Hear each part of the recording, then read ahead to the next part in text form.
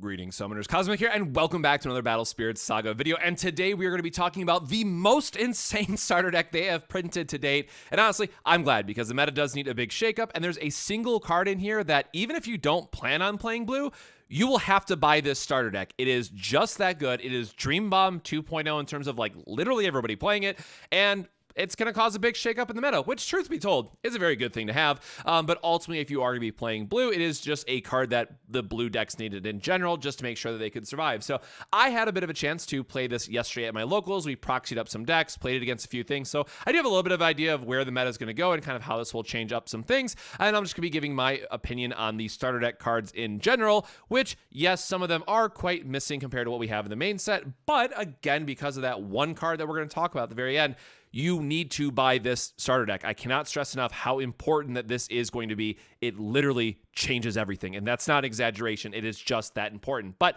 with that out of the way, let's talk about the one disclaimer up front I want to add, because we did get to see some of the spoilers from the main set as well, which added quite a bit of important context to the starter deck and kind of where the main set is going to be going, even if we haven't seen a lot of the blue spoilers yet. So I do have to mention Dragolem up front, which is absolutely insane and is going to be the centerpiece for mill strategies. But I kind of have to say, unless we get something that is like mill 20, like literally Castle Golem upgraded from Japanese Battle Spirits, so if you know sort of thing, because a lot of times I found myself that, yes, while this level 2 is very exciting, and spoiler, it is pretty easy to remove this guy, all things considered, right? That level 2, level 3 effect to be able to get the extra crush activation is so important. But if you answer this guy, you are just not milling enough cards while you're playing out the game. And I was even going against a white control deck and found out that they are still able to just kill you fast enough. Like, out of all the games we play, I won a single game off of an actual mill out versus I was just being aggressive and killed them, right? And we were worried about this while we were looking at the early spoilers and saying like, hey, that's cool, but you're not milling enough. And I have to say, it really does feel like mill is balanced for a 40-card deck and not a 50-card deck like Battle Spirits Saga is. And then it gets worse once you realize that people can just go to 60-card decks, right? Throw in your entire sideboard, and that's fine. So again, unless we really see some insane over-the-top mill boss monster out of the set, I really don't think it's going to be nearly as good as the multi-attack or raid shenanigans, which we're going to talk about in the starter deck itself. So that out of the way, that was like the one disclaimer I want to add, because this card is absolutely cracked and does add a little bit of context for where mill might be going from an overall standpoint. But I think there are still some key cards in here that we should talk about, and gives me hope for some of the other archetypes in blue will actually be pretty decent. So we'll just go ahead and talk about these in order. So of course, up first, we have the Key Spirit Nirvana. This is something I was really looking forward to because I love the artwork. I love all the War Gods, the newer War Gods artwork. But I have to say, right, so we have Crush +2, which means you discard the cards equal to level +2. So at level 1, it mills 3. At level 2, it mills 4, right? So you just add that +2. And what's really important is at 2 and 3, then you have the Raid 1. So when the spirit attacks, you get to exhaust your Nexus and refresh it. So in the context of the starter deck itself, this is pretty cool. It does have that mill condition that you're trying to do. It has Raid, which combos very well with some of your Spirits or Nexus cards in general. And if you want to be able to just restand and have a good blocker, that's fine as well. However, it only has 3 reductions, so it's quite hard to play out early on unless you get a bunch of ramp with 1 Key Spirit we're going to talk about later, which is really hard to line up, it turns out. And even then, it only is going to be an 8K a lot of the time unless you have some other ways to combo it. So for at least what is supposed to be a Key Spirit and can attack through and try to make sure you're getting those crush triggers, it does leave a little bit to be desired. Again, I do like this as more of a hybrid build that it, yes, has crush and it has the raid part of it. So for the starter deck, it's really good, but there is no way this is meant to be the mill boss of set 3, so we have to wait and see what Key Spirit we get instead. You might probably still run 1 to 2 of just so you have another top-end Spirit, because you are going to want bigger bodies against your, white style of control decks in that thing, so you can at least pressure that something dies when it blocks it. And there are ways you can make this up to like a 13K and things of that nature, so you can really try to threaten some damage. But again, I found myself a lot of time where it was just like, hey, I am going to double attack with an 8K, and oh, you're just dead, right? Because this deck wants to be so aggressive early on to, again, mill out your opponent, try to get the cores ramped. A lot of times Nirvana came down and they still had like 20 cards left in deck, and it was just like double attack to end the game that way. So hey, multi-attack's really good. I'm really curious to see where it goes from here, but overall, Nirvana, I think, fell quite a bit short for where I wanted to, thinking about what the game looks like from a full set, but is actually a really nice key spirit for the starter deck. So I will say, from a overall starter deck standpoint, they did really good on blue. I'm obviously a little bit biased because blue is my main color, then yellow is second, but for what's in here and like from the overall balancing out a starter deck side thing, which is obviously it's the best starter deck yet, but they did a good job on the design. So I gotta give them credit for that. But again, like the other starter deck spirits we've kind of seen, especially with green, you kind of just push them to side and forget about them because there will be a new key spirit with the full set launch.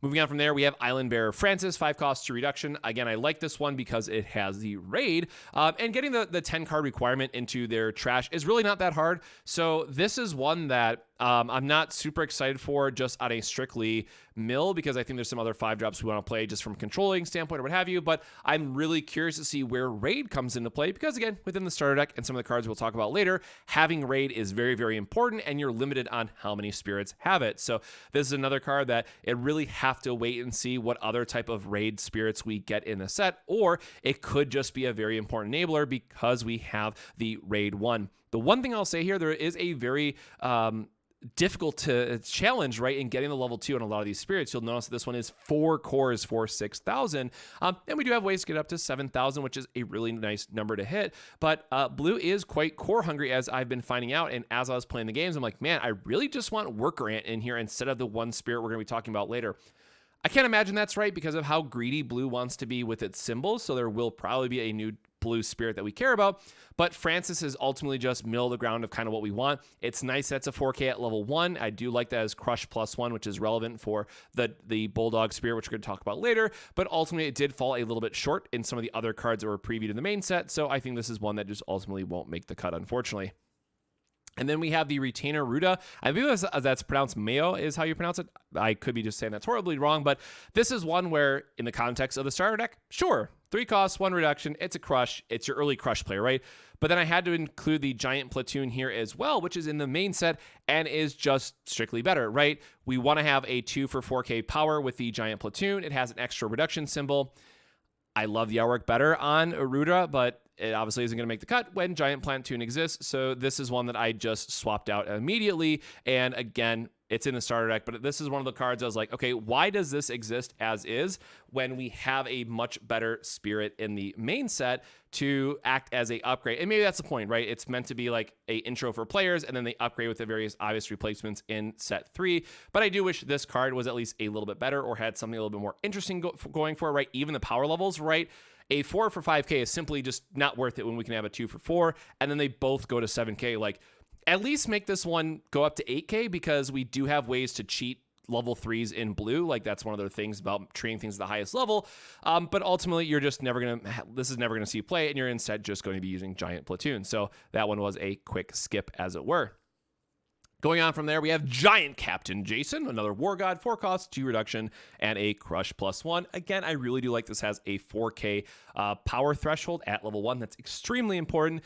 This is really great to curve into with the Bulldog Spirit, which again is going to be one of the key enablers for the blue mill deck. But ultimately, I think there is going to be a kind of wait and see what those other main spirits are going to be within the main set, because this is just kind of like just okay with some of the other card slots that we want to be lining up to, and it's really going to come down to how much control does the mill strategy need just to stay alive versus we just want to play all of the Crush +1. Again, overall, at the time of recording, mill did feel a bit underwhelming because I did just kill out my opponent in the majority of matchups unless I extremely high rolled Blitz, which is a card we'll talk about later. But ultimately, I expect that this is another card that will see some type of replacement in the main set, but it does have Crush +1, so we are getting to mill the extra card, which can matter. And of course, getting up to 6K is nice, but it costs 5 cores. Again, you're going to continue to see this this difficulty of getting to level 2 because we want to have those higher BP thresholds when we're attacking, but then it costs so many cores to do it. Like, unless we are just going all in on the level 1 Crush +1 strategy, this is likely going to get cut for something else, like Giant Platoon, is easy to get to 4K, which is so important in this set 2 meta. Going on from there, and what I really started to get excited with is Fort Golem. So 6 cost, 2 reduction, but if you control a Nexus, it becomes a 4 cost, so it's a 4 for 2, so you get to play it for 2 a lot of times. And then when this spirit attacks, you may exhaust one of your Nexus to select one of your opponent's spirits that cost 3 or fewer and destroy it. So there is a very heavy cost-based control element to blue, which I am very excited to see where it goes, right? This is a lot of early game destruction. And there's another card, Randolph, that we're going to talk about in the future, which also can delete multiple level or cost 3s or less, right? So this is where we're really starting to see more of the raid strategy come online for the Fort Golem and some other cards that we're going to talk about here in just a couple more. But again, we talked about those raid elements early on with the Key Spirit, with the other giant, or War God, I should say, right? And those will be the enablers for this, but there will likely be more raid targets in the main set that we really want to utilize. And I think this is where it now starts to separate. We have the pure mill strategy. We have the raid, which is a control plus multi-attack strategy, and this starter deck can bleed into both of those, which is always good, right? You want a starter deck that is okay by itself, right? Nirvana, again, being very okay at doing both of these things, but then the starter deck is going to split into 2 different categories when it's all said and done. So I think Fort Golem is going to be insanely playable as long as we get good raid enablers, but just being able to have that constant threat of removal plus the removal we have in the Magic is going to be very strong for blue. So really excited to see where Fort Golem ends up. A Golem I'm not excited about is Bronze Golem, a 3 cost, 1 reduction. So 3,000 level 1, 4,000 for 3. I just don't like this. Yes, we do need to ramp cores, but this card itself just doesn't do anything else. Like, if it at least had raid or something, I'd be far more excited for it, but there are just so many better ways that we can ramp, and the spirit slots are just so competitive that I just do not see a world where this guy gets his time to shine. And then, of course, like any good starter deck, we have a batch of vanillas as well. Spoiler, I don't like any of these. It is neat that the Hydra is a 4 cost 3 reduction and a 4K. So like that's kind of cool if we ever get a more, Hydra family type of deck or a way that the vanilla matters. And then the other 2 I'm just not excited for at all. So again, vanillas are vanillas. Nothing really exciting to write home about. They most likely will not see play, but they are important in the starter decks for being able to get your extra symbols on the board, curve out into some attacks and blockers, all that good sense. But for the main set, right, these aren't something to write home about. And then the other card, which is a real MVP for me, is the Rammer Golem, 2 cost 1 reduction during either attack step, which is really important for some of these spoilers that we've seen, both offensively and defensively. When one of your blue Nexuses is exhausted, so yes, has to be blue, select one of your opponent's spirits that costs 4 or fewer and destroy it. That is insane. This was very good for the couple of different times that it lined up, because also keep in mind that we will be seeing things like Raid 2 in the future. So we are now being able to threaten killing multiple 3 and 4 cost spirits all at once.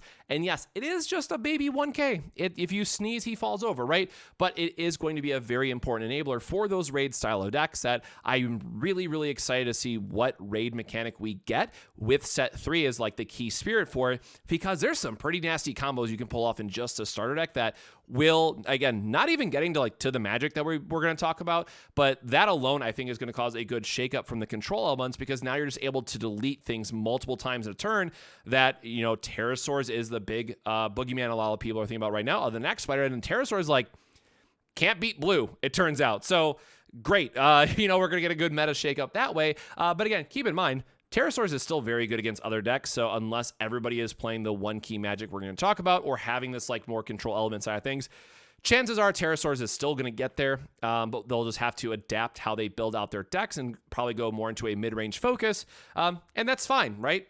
It's set 3. It's time to adapt some lists. But Rammer Golem was pretty dang good, I gotta say, when he was able to stick on the board and get some extra triggers based on some of the other spirits we were playing. So love this little dude. Really curious to see where the raid mechanic is going to go. But for right now, it is a wait and see. But again, killing 4 or less is just insane. And then, oh, this card breaks my heart. I want to love you. I want to love you so bad. Like, you are just such a good boy. But the 2-drop Battle Beast Bullet Top Dog. Like, what a name, right? So during your attack step, when a spirit card is discarded by your crush effect, select one of your spirits, put a core onto it, right? So this is one of the core enablers for blue. We talked about how greedy blue is and just needing all these extra cores. Oh, and this guy just isn't it. Like, there are some turns where I was able to, like, super high roll. My opponent didn't have Absolute Ice Shield. You know, we're attacking, we're getting multiple crushes, getting +1, getting +2, getting to ramp like 3 cores in a turn, and then that was it. So a lot of times, unless I super high rolled, it really felt like Worker Ant-Man was just better a majority of the times than this guy was. So like, that means 2 things, right? Do we just play Worker Ant-Man anyways because we want to get the extra core ramp going? Or is there going to be an even better version of Battle Beast Bullet Top Dog in the main set? And I doubt that they would double up on these types of mechanics, right? So this is most likely going to be like the exclusive for the starter deck to ramp a bunch of cores, because again, blue really does need some core ramp. It just wasn't good. It felt so bad to try to play this and line up, you know, multiple cores, where a lot of times it really just felt like, okay, Worker Ant-Man would have just done the same, if not better, on average. So I really hope this can go the distance. Obviously, when we get things like Raid and we get more Raid and Crush spirits in the main set, this can get better, because then a single spirit is turning into a double ramp sort of thing. So there is definitely a lot of room for this card to grow. But based on the current spoilers, unless you're able to high roll some turns, or if you just get like 2 of them right out and somehow get like a level 2 trigger, that'd be great. Ramp a bunch of cores that way. But it was just very difficult to line this up in a meaningful way that wasn't just, oh, I ramped like 3 cores on average, which was the same thing that Worker Ant-Man did anyways. So very curious to see where this ends up. I want this to be good. I think the artwork is just hilarious. I love it. And it's, you know, meant to be a good effect, but it did just unfortunately land a little bit flatter than I would have expected. But, you know, the high roll potential is insane. So maybe that's something of worth there. And then getting into our Nexus, Ancient Coliseum, 4 cost 2 reduction. And I just got to say right away, can we please stop the cycle of 3 cost level 2s? I am begging you. Bondi, please. So level 1 and 2, all your spirits with Crush gain plus 1,000. This is just a flat 1,000, which is like kind of relevant, but I think the other Nexus that we're going to get in the main set's better. But what I really like is when your opponent summons a spirit with a when summon effect, discard the top 4 cards of their deck. Spoiler, at worst, at absolute worst, this is always going to be in your sideboard as blue. That's just how it is. Blue as a card or as a color gets a lot of these cards that are really meant for the sideboard, and that's probably just fine, but it's also one of those things that, like, how many of these do you want to include main deck so you can hedge your game 1, right? There are going to be a lot of when summon effects in set 3 that this will most likely get you some extra discard, but with what the other Nexus cards can be doing, like, this does just fall extremely flat a lot of the time. So I'm probably going to play this as like a one of, because we have strong draw in a lot of my decks, but it really does feel like a very heavy sideboard card. And then again, it's only a sideboard card if you expect that you're going to be able to mill them out anyways, where a lot of times you were just killing through damage. So I don't love this card. It felt a lot flatter than I expected as well. And again, this main set Nexus will likely be better, but again, it's something that at the very worst is going to be in a lot of sideboards for blue. Another card that just left me frustrated, if I'm being perfectly honest, is Honorable Duel. So 4 cost 2 reduction. When one of your spirits with a soul core on it destroys one of your spirits via comparing BP, discard the top 3 of your opponent's deck. Remember how I said at the start of this video where Drag Golem was the most important card for the mill deck, and it requires a soul core to be on your Nexus? Who is this for? Like, obviously, we have to wait to see what other Golem or War God spirit we get in the main set. But I never wanted to play this. And, like, the refresh thing is cool, but we have a Golem who can just block while exhausted. Like, this felt so wrong. No part of this felt good out of the current spoilers that we have. Now, again, disclaimer, it might be insane once we get the full set review for blue. But I just hated it. I always discarded off strong draw. It always combated with Drag Golem, which was, so it's like a non-combo starter, or a non-starter, right? And it just felt so bad. So I'm really curious to see how much the refresh part of this matters, because like that might be really good. But the mill part just doesn't line up how you want it to. So Honorable Duel is by far even worse than the other one, as I found out in testing. And then again, the other ones that we're going to have in the main set. But it's something just to consider if the refresh matters at all. Going on from there, we have our Blessed Cores, 4 cost 2 reduction magic. Select 2 of your Nexus, place a core on the void each of them. No. Flash, 3,000 BP. No. If this card is playable, something's very wrong with the format in general. Yes, we do really want blue ramp. I promise it's going to be important, but this is not it. Just play Worker Ant-Man or any of the other ramp effects that we got. Like maybe blue-green is just the wave. That's the future. But this one just felt awful. So that's all I'm going to say about it. Blitz. So this is insane on the other side of it, right? If you high roll Blitz, you definitely have a chance to mill out your opponent. But what I really like about blue, and I got to give it the special shout out to Whirlpool Straight here as well, your burst matters a lot more in set 3, which is like kind of fun. So there's a lot of times where it's just like, okay, go ahead and block, or let me leave up a spirit to block with. Go ahead, destroy it, I dare you, right? And then Blitz is just like, oh, haha, got you, mill 5. And then, of course, that could trigger only on offense if it's during your attack step with the Bullet Dog. So that's another one where I wish it worked during either attack step. So there could be like some defensive Blitz plays as well. Spoiler, no, we're just going to be always offensive all the time with mill. And maybe that's for the best anyways, but still milling 5 is good. And then other times it's like Whirlpool is kind of an insane Nexus, right? So you get to play it for free, which is cool. Hey, burst Nexus is our thing. But that level 2, during your opponent's attack step, at the start step, select one of your spirits. It gains 2k BP for each Nexus you control. When you combo this with the other golem that can, it's basically blue Peggy Scion.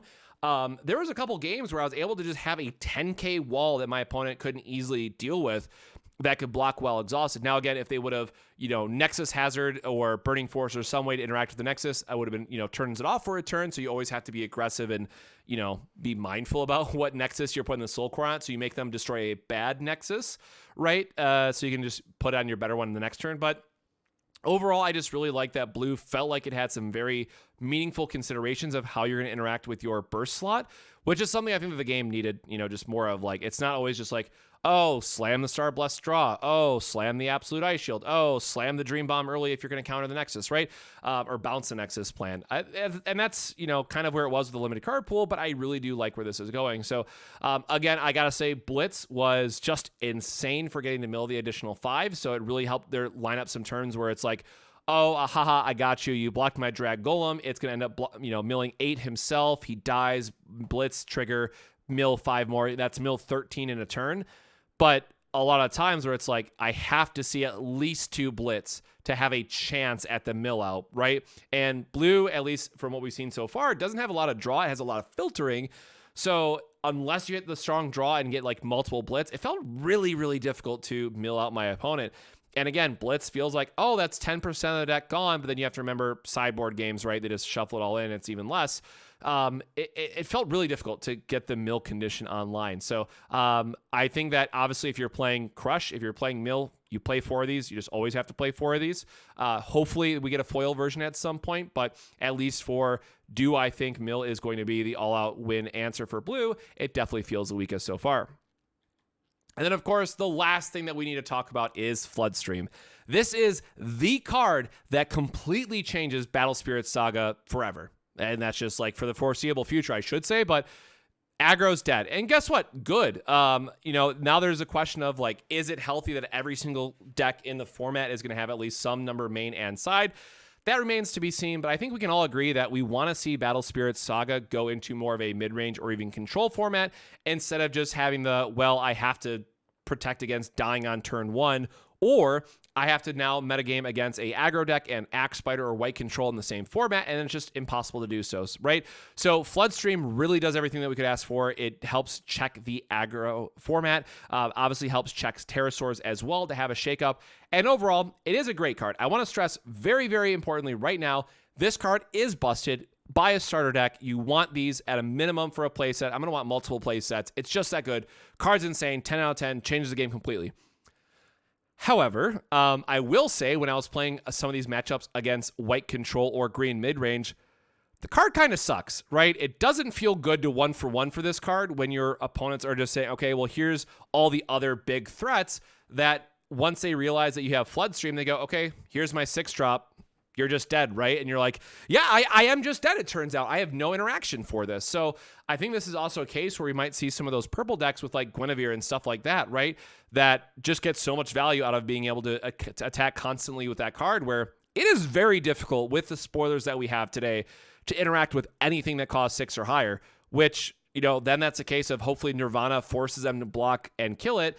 But if you are playing these more mid-range or control style of decks, like, this just feels terrible. And I know some people are going to be like, oh, but then you can kill their like Peggy Scion or something, or kill their Noble 5-drop. Like, yeah, that's fine, but you need a lot more help to win those matchups, at least where blue is started today. So yes, the disclaimer I will add is most certainly blue will be getting stuff that interacts with E5 and higher, and then probably this is all fine, but no matter what, Floodstream's insane. It's going to cause them to shake up the meta, and that's all we could have ever asked for, right? So I think the blue starter is a fantastic, fantastic addition to Battle Spirit Saga. I think Floodstream is going to be insane and pushing the meta in a more positive direction, which we can all appreciate. But it's going to be curious to see then how the mid-range and control meta shakes up, because Floodstream will be so prominent in the format and getting more people to stick to those 3, 4, and 5 costs, so you can't 2-for-1 them sort of thing. And of course, then Floodstream gets less value, right? But we have the other control style effects in blue, which can still help us punish our opponent for playing all those 3 and 4 costs. So